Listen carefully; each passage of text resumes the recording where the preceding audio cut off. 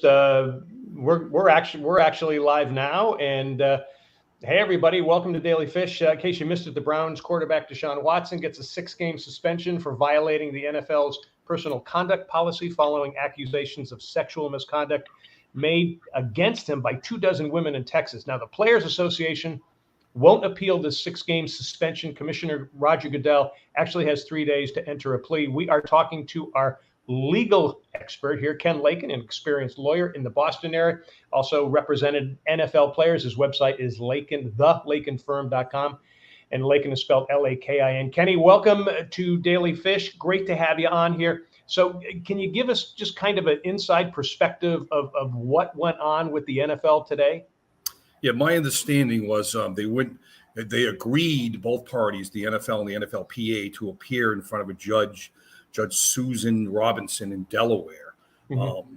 And what basically it's akin to an arbitration where you have a private agreement, because everything is governed here by the CBA. I think people have to understand that. Deshaun Watson signed on to the agreement. The NFL signs on. So everything is governed by the PA. Okay. What happened was both parties decided to agree upon putting their case in front of a judge, a retired judge, similar to an arbitration context, and make their arguments in front and give that judge sole discretion to come down with the penalty for Watson after hearing some of the evidence. I understand that it was somewhat of a condensed version. I actually have a $10 million hurricane case down in Florida that I'm doing the exact same thing with the retired judge. And instead of having full litigation, we only both parties agreed to take 6 depositions, limited written discovery, and then pretrial workup, and then just a presentation to the arbiter. That's it. So this is similar to what happened in the Watson case. So she ultimately decided, after hearing the evidence, to give 6-game suspension to Watson. Now, both parties have a right to appeal. The PA has already said they're not going to appeal. And they have 3 days under the CBA to appeal to Roger Goodell, what he'll do. Now, understand under the CBA, particularly Section 46, he has conclusive authority mm-hmm. to have a complete and full disposition of the case. He can either do it himself or he can appoint a designee. Again, that was to both parties. As my brother John, used to be a judge, and when he had contract dispute cases or breach of contract cases, and both parties were adults, he would look at them and say, okay, you're both over 18, correct? Okay, you're not mentally challenged, correct, at the time you executed the contract, okay? No one put a gun to your head at the time you entered into the contract. What are you doing in my courtroom? Okay, so it's a straight breach of contract case, which it's when you sign these contracts, and people do it as employment and relationships with employees that sign with these arbitration provisions, and there's a lot of things in these employment contracts you should be aware of. So everything, because Watson signed this on as a player, he's governed by the CBA, and so is the NFL. So that's where we're at. We'll see what steps they take, but I expect the NFL will appeal to Goodell in the next 3 days.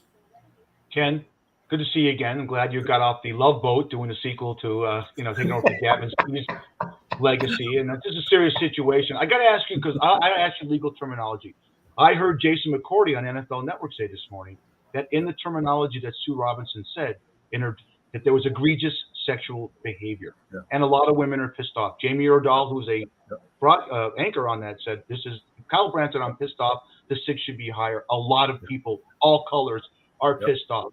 Let me ask you this. He settled with 23 out of 24. And attorneys like Mike Florio, who have ProFootballTalk.com, other attorneys have said, when you settle, I mean, it's legally, when you settle, it's basically, if you claim your innocence and you get an NDA involved in that settlement, you're guilty. What's your take on that as a lawyer? Well, I completely empathize and understand people being pissed off and upset, because the mere nature of these allegations is what gets everybody fired up. And I understand that. But we live in a country, okay, that, as I say, people died for our constitutional rights, okay? You have every right to file a civil claim against someone if you believe by the preponderance of evidence. That's the standard. It's not beyond a reasonable doubt, as in a criminal context. And remember, 2 grand juries, 2, declined to bring criminal charges against Watson. I am telling you that I start to laugh when I hear that. You've heard the old saying that a grand jury can indict a ham sandwich. It's a one-sided procedure. 99.9% of the time, people get indicted. And the conviction rate, I practice in Boston in federal court for criminal cases, is 99%. Let me say that again, 99%. They always win the government. It's good to lose once in a while just to make sure we do have a legal system in this country. So I understand that people are upset. I get that. They're very serious allegations. And some of them have been ferreted out in civil cases. I haven't followed. I know Rusty Hardy. My brother John is good friends with Rusty Hardy.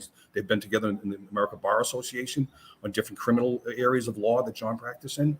But you need to be aware that the mere allegations must be proved in this country. Okay, and certainly the volume is troubling by any stretch of the imagination. I'm not undercutting the seriousness of the allegations. I'm not. I'm saying, but we live in a country that's you have to prove it. With respect to releases, that's tricky. I haven't looked at these releases. I don't know what the language in these releases are. Sometimes people don't understand in civil cases, it's not the amount of money that you're settling for. It's also important what's in the release language and what can be distributed for public information and not distributed as public information. So I don't know if there's any NDLs in there. I don't know if there's no confidentiality provisions or not. But there are NDAs in 23 of those. And I go back to what Jason McCourty said, a guy that knows him very well. In Sue Robinson's, there was egregious sexual behavior.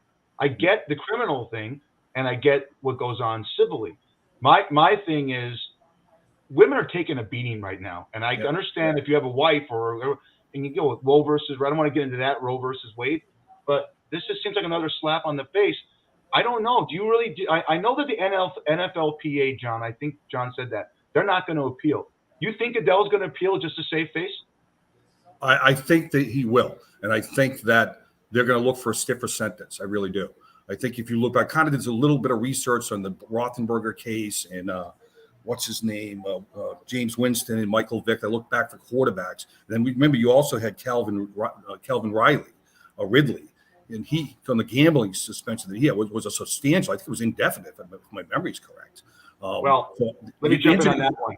Yeah, on Calvin Ridley. I don't mean to cut you out. On Calvin Ridley and the recent suspension of DeAndre Hopkins, the NFL imposed those suspensions. This is the first time they've gone to a judge, Sue L. Robinson. So that's a different whole thing with Goodell. So the NFL in the other two cases, they did that cut and dry. And yeah, the only reason I raise is the type of penalty and the severity of penalty that was given in those cases versus what's given here. So I think thinking out loud that and obviously the issue as it relates to women not being fairly treated in this decision, and I agree with that. I agree with that. I think that he will seek a much harsher penalty. I'd say probably up to a year at least for suspension. That's kind of my gut, just because of the very nature of these allegations. Again, though, but as a lawyer, I'm always concerned about allegations versus what do you have for hardcore proof. That's because there's a lot of lawyers out here, and I don't want to name names tonight, but I easily could easily throw allegations out to try to squeeze money out of people all the time. It happens a lot. Okay, so the judge in the judicial system is the guard of that gate.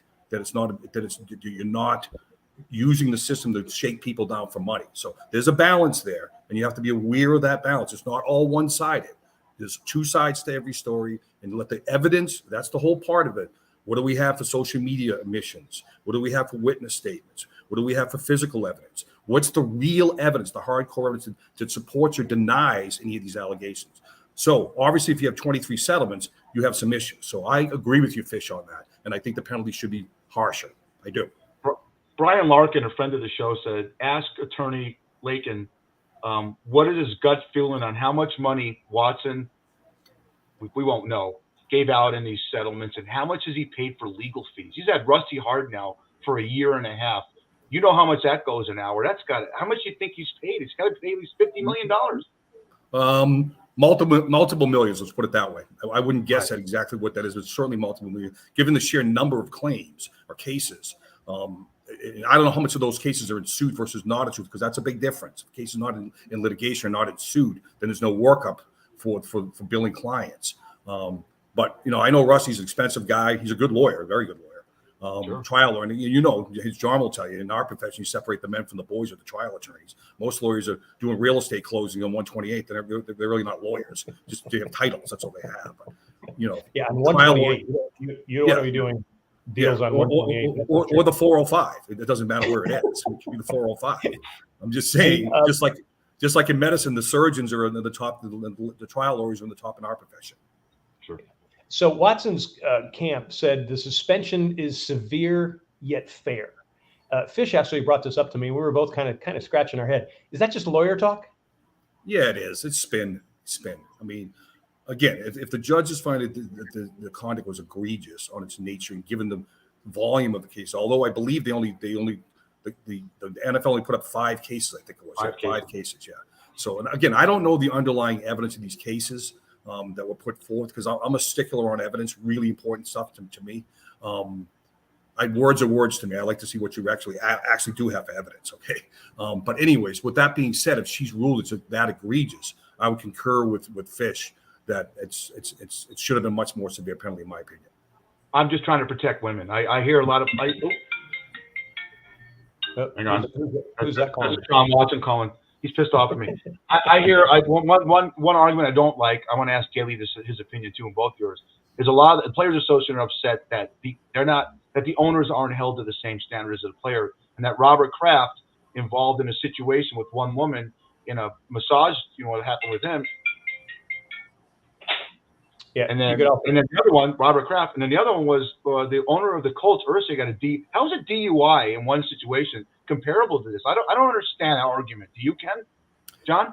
I've heard that argument before. In Kraft's case, remember, again, this is the legal system speaking, and in that case, as you know, the government, particularly the law enforcement of that county, I do a lot of work in Florida, as John knows, misled the judge for the warrant and said there was human trafficking going on, which is a felony, not a misdemeanor of solicitation, prostitution. That's a big difference. So they put that on the application and basically misled the court, so they could get a felony to get the cameras put inside the massage parlor. So there were a lot of things that the government did wrong in that case, and they ultimately was thrown out and went up on appeal, and the appeals court agreed. And that's in Florida. That's a very conservative jurisdiction for law enforcement. And even those courts said it wasn't done the right way. So there was no criminal charge to Mr. Kraft. Again, and I see where you're coming from, Fish, because they're governed in the CBA by what we call moral turpitude provisions or personal conduct provisions, but it's usually moral turpitude provisions. So it's not just whether you're criminally charged, it's whether the conduct that you did was unbecoming to you. It makes the NFL look bad, and Goodell has that ability to enforce that penalty. And I agree from that perspective, yes. I agree with the players. The owner should be held to a higher standard. I don't think that Robert Kraft walked into a rub and tug joint and said, by the way, before one of your girls rubs one out of me, is this a human trafficking joint? I don't think you're thinking that when you're 72 and going into these places. And then the DUI, that's a completely different thing. Yeah, the government shouldn't also be misleading people in order to secure warrants to falsely get evidence because you can't get it legitimately. That's right. I think, okay, what did the guy die in World War II or Vietnam? What did they die for, those guys? Nothing? No. We hold strict standards in this country. That separates us from Russia or China or Cuba. We do have those rights. So when the defendant loses the OJ case, for instance, that's, in my opinion, a good thing for the United States because you're keeping the government in check. Because that's important in this country, very important in this country, especially with the social media we live in.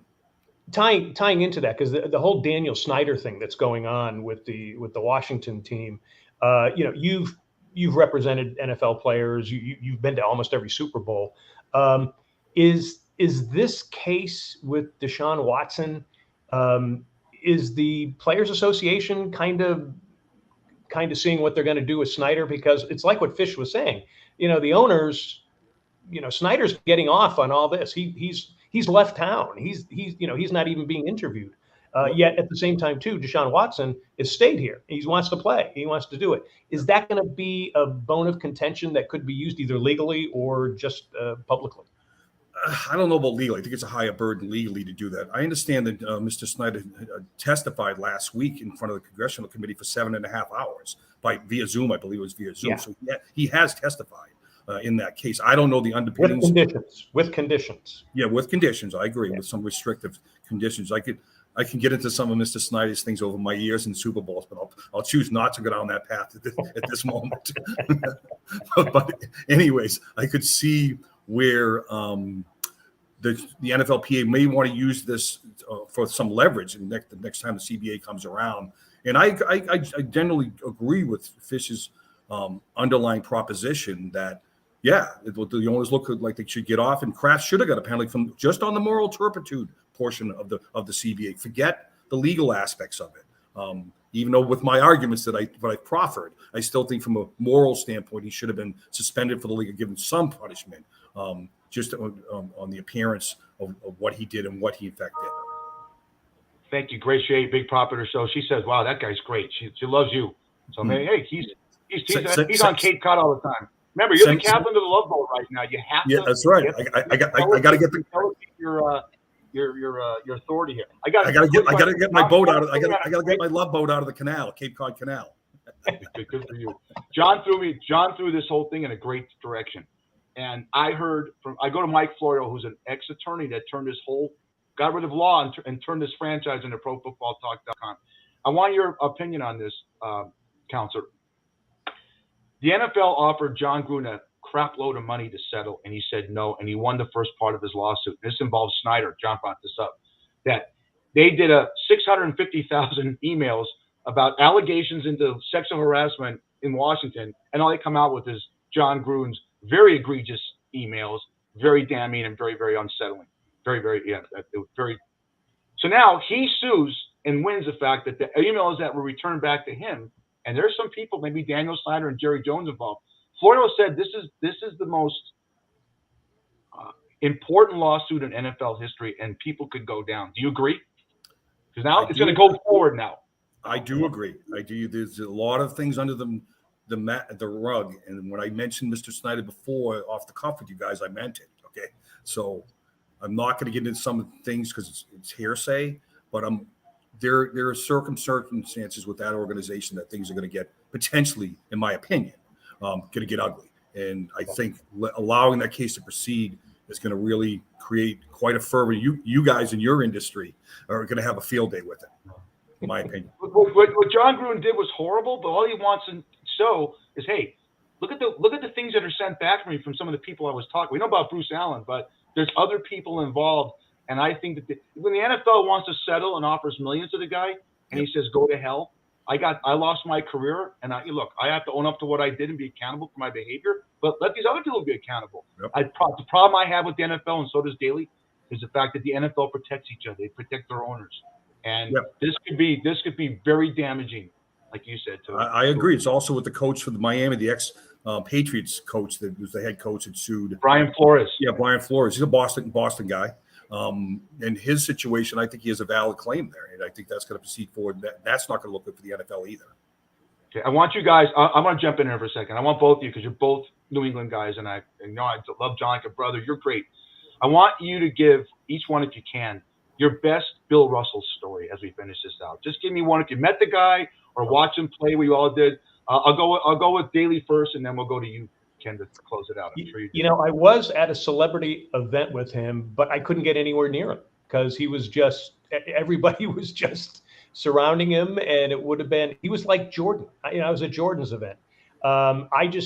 His laugh to me was so grabbing, and he had such a great heart, yet at the same time too, I mean, he was a pioneer as far as race relations. He was there. He was sitting in the front row when Martin Luther King gave his "I Have a Dream" speech. So I wish I had met him. I feel like I knew him. But anyway, Kenny, I'll let you go. Yeah, first of all, appreciate you bringing that up, particularly to two New Englanders, because it's a sad day today in the city of Boston, and people were going up to his statue in front of City Hall and putting flowers there. So it's a very sad day. I've never had the pleasure of meeting him, but I know of a couple of stories. One of them was he used to run a charity in the Roxbury section of Boston, kind of a tough area, poor area. And he would go in there, and I heard stories of other players like Cedric Maxwell is a guy that John and I used to play a celebrity golf tournament on Cape Cod with Cedric for a number of years. And there's a great guy. He does the color for the Red Sox. For the Celtics on radio. But he was telling me a story where Russell would go to little kids who would be shy when they were there doing the practice stuff. They would be intimidated by him, and he would grab them and he'd give them a hug. And Big Poppy's the same guy. He's one of the greatest guys I've ever met in my life. That I'll give you one quick Poppy story, and you guys will love this story. Poppy's in a restaurant in downtown Boston, and a good friend of mine's son's there with a couple of his buddies, and they send a drink over to Poppy, but Poppy's with a couple other people there. So he sends the waiter back and says, so you're going to send drinks to my table. You send it to everybody on the table. So then he invites them over to a couple, like my buddy's friend, son, and a couple buddies with them. They go, and Poppy said, listen, we're going to this nightclub down the street in Boston. We want you guys to go with us. So we get there. It's all red carpet, everything all roped off. And after a few drinks in Poppy, he's got my buddy's son in a headlock saying to all the women that are standing behind the red rope, saying, he plays for Pawtucket. You guys should be dating this guy. That's great. Hey, if I had to do a Mount Rushmore, both Daly and Lakin, we're going to give us some Boston history here. A Mount Rushmore, Daly, of the four greatest icons, I would say, I want to go, and I'll let you guys. I would say it's Bill Russell in basketball, Tom Brady in football, Bobby Orr in hockey. Who would be the Red Sox? That's a tough one. Am I close in the other three, Ken? We'll go with you, Ken, first. Yeah, I concur 100% on the other three. I think you're right, Fish. I'll let John go first. What do you think, John? Okay. I'd go Ted Williams. I'd go Ted Williams. I actually met Ted Williams. I love Ted Williams. He was a great guy, despite what people think he had kind of an acerbic personality. With me, he was absolutely spectacular, and I loved him. So I would say him. I mean, I could put Yaz in there. I could put Big Poppy in there, but I think I'm going to go Ted Williams. I think Ted really kind of was the icon of what the Red Sox were even before they won World Series. Kenny, go ahead. Well, I respectfully disagree with one of my best friends in the world right there, and John. I would say Poppy, because this city is about winning. The city is about titles, going all the way back to the 60s with the Celtics when they had those great runs, the 70s, and then obviously they have one of the greatest, not only just football players, but greatest athletes in my opinion, in the history of the world, in Tom Brady, since 2000 and basically the last 20-something years. You have a city that's won, if you look it up, by far the most championships since 2000. And I believe, if I'm correct, we're the most Super Bowls that have been from the Patriots. It's tied with Pittsburgh for the most won. The Celtics are the highest for the professional champions, tied with the Lakers. Then you have the Red Sox are third behind New York and St. Louis for most world championships for baseball. And then we don't talk about the Bruins. But anyways, that being said, I put Big Poppy because he's a winner. He's won three world championships. Ted Williams would be a close second, but I'd go with Poppy. Yep. I can't disagree with that either. Okay. We are talking to our legal expert, Ken Lakin, an experienced lawyer in the Boston area. He has represented NFL players. We would definitely want to talk to him about the Deshaun Watson decision, but also, hey, we snuck in some Boston sports as well. His website is The Lakin Firm, and Lakin is spelled Lakin. So it's thelakinfirm.com. Folks, if you have questions or comments, you want to write to us, it's dailyfish1@gmail.com. We love having you here. We are Daily Fish. We're coming to you from Vegas and Myrtle Beach. We hit issues for you that people are talking about: sports, entertainment, politics, and everything in between. We're controversial, but we're informed. No woke, no extreme, no Karens, no justice cops. We let the threes fly and we aim for the third deck.